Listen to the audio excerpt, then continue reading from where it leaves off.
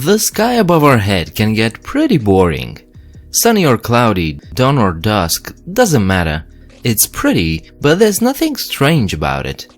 But sometimes our atmosphere interacts with our sun in special ways, and those are the times we get the weird skies. And those are not boring. Hello, and welcome to 7 Facts. So the very first phenomenon we're going to talk about is probably the most common one, the rainbow. The Old Norse people believed rainbows are a bridge between Midgard and Asgard, the realms of men and gods. Abrahamic religions label it as a sign of God's covenant to never destroy life with a global flood again. The leprechaun of Irish mythology was said to hide his pot of gold at the end of a rainbow. But since rainbows are optical illusions, it's literally impossible to reach that end and get to the treasure. So rainbows have a colorful history in mythology, but what exactly are they? Well, the first thing you need to know is that the sun is not yellow, it's white. It gives off all the colors that when combined appear to be white light. But when sunlight encounters a raindrop in our atmosphere, part of that light is reflected back, but the rest enters that drop. The light is then refracted and re-reflected inside the drop until it exits. When it does that, the light gets dispersed and the different wavelengths become split and visible to the human eye. This of course is a very simplistic explanation. In actuality, it gets much more complicated as a lot of things are happening, but you get the idea. All water droplets reflect and refract sunlight, but only some light reaches an observer's eye. A rainbow is completely dependent on where you are, and others might see it at a different location or not at all. You can never reach it, because if you move towards it, it'll move with you until it disappears. Pretty cool, huh? The next phenomenon can be frightening and amazing at the same time. It's called the Broken Spectre and it's freaking awesome. This is a much rarer event when the observer can see a spectre-like figure on the horizon. One might think that it's an angel or a ghost or maybe God himself, but no, it's just another optical illusion. A broken spectre is the magnified and apparently enormous shadow of an observer cast upon clouds opposite the sun's direction. Often that shadow is surrounded by a halo, which is not a sign of holiness, it's just a rainbow. This spectre appears when the sun shines from behind you while you're looking down from a ridge into mist or fog. The light then projects your shadow through that mist. The fact that the shadows appear enormous in size compared to you has to do with how your brain judges sizes. You see, the shadow is not that big, but it's projected on nearby clouds. Your brain, however, perceives it to be as far away as the land and objects on your horizon are, thus making you think that it must be gigantic. The phenomenon is named after the Brocken Peak of the Harz Mountains in Germany, where it occurs quite often. So if you want to experience this, that's your number one destination. Probably the most spectacular show you can witness on the night sky is the Aurora. Named after the Roman goddess of the dawn, this amazing spectacle is actually a sign of our sun's awesome power. The auroras are caused by the interaction of the solar wind with Earth's magnetosphere. Charged particles, mainly protons and electrons, are constantly emitted by our sun. Earth's magnetic field captures and accelerates some of these particles, which then literally collide with atoms and molecules in our atmosphere. Nitrogen and oxygen atoms gain and lose electrons because of this, and the excess energy that results from these collisions is released as a photon, a particle of light. Again, this is a very simplistic explanation, and in fact, we still don't know the exact details of how this phenomenon occurs. These collisions might seem violent and dangerous, but on Earth at least, they're perfectly safe to humans. I said on Earth because auroras are not unique to our planet. Most planets, some natural satellites and even some comets experience them. But on Earth, these spectacular light shows occur both in the northern and southern hemispheres, especially around the Arctic and Antarctic regions. This of course is no coincidence, since our magnetic poles are very close to the geographic poles of the planet. Imagine this. You're in the middle of the desert. You're tired, you're hot and thirsty. All of a sudden you see a glimmering spot. It's an oasis, you say.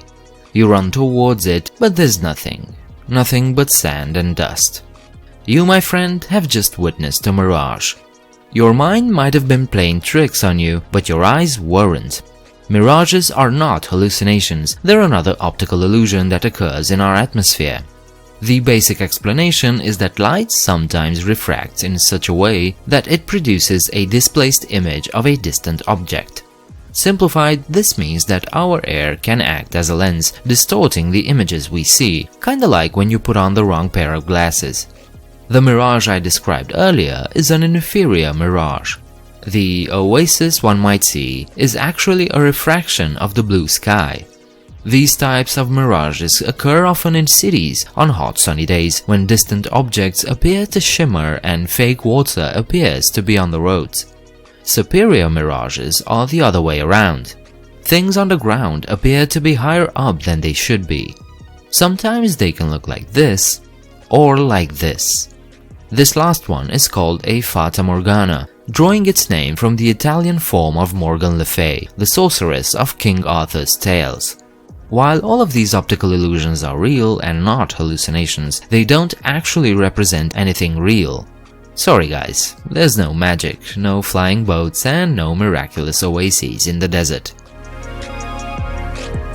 Okay, this next thing you might not have heard of before unless you travel at sea a lot. It's called a green flash, and it's when the sun briefly becomes green at sunrise or sunset. When the conditions are just right, a distinct green spot is briefly visible above the upper rim of the sun's disk. The green appearance usually lasts for no more than 2 seconds. Rarely this flash can resemble a green ray shooting up from the sunset or sunrise point. Most of the times you can observe a green flash at an unobstructed horizon, hence the seafaring, but it is possible to spot this phenomenon over cloud or mountaintops too. The green flash is actually a combination of refraction or separation of light and mirages which increase refraction. As the sun sets, its light is scattered through the atmosphere, which is by the way why the sun changes color to yellow and reddish-orange at sunset, for instance. But sometimes that last glimmer of the sun's refracted light shows up just before the sun sets, long enough for us to observe it. Ever heard of the Zodiacal Light? It's also known as a false dawn, although it can occur at sunset too. This is a rare, faint and roughly triangular white glow that's visible in the night sky. It looks like it comes from the sun's direction, making you believe that the sun is about to come up. Well, it's not.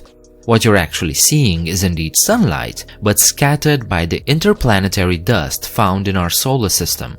Unfortunately, there has to be a naturally dark night sky, with no other light pollution for you to see the zodiacal lights. In fact, this light is so faint that the moonlight can actually outshine it, rendering it invisible. If you do, however, see it, it's an amazing view. This pyramid-shaped light actually bounces off the tiny dust particles that float in between the planets. Lastly, we're going to mention another strange phenomenon that might freeze you in awe, the parhelion. It's most commonly known as the sundog or the mock sun, and it's when it seems that we have more than one sun. Two bright spots appear on the left and right of the sun at the same altitude, and yes, that looks weird. A sundog can appear anywhere at any time, but most of the times it's not obvious or bright enough. It's caused by ice crystals in the atmosphere that refract sunlight horizontally, forming a halo around the sun with two bright spots to the left and right. This might explain the phenomenon, but to us all it just looks like we have three suns. The term sundog might come from Norse mythology, where we find Skoll and Hati, two wolves who chase the sun and the moon to eat them. Sundogs are not an everyday occurrence, so if you happen to spot one, do take pictures. I hope this video was interesting enough to have inspired you to look into it further on your own. If you liked it, leave a like and subscribe. You can leave your comments downstairs, and you can also check out my Patreon page if you want to support me. The link is in the description. I hope to see you next time. Bye.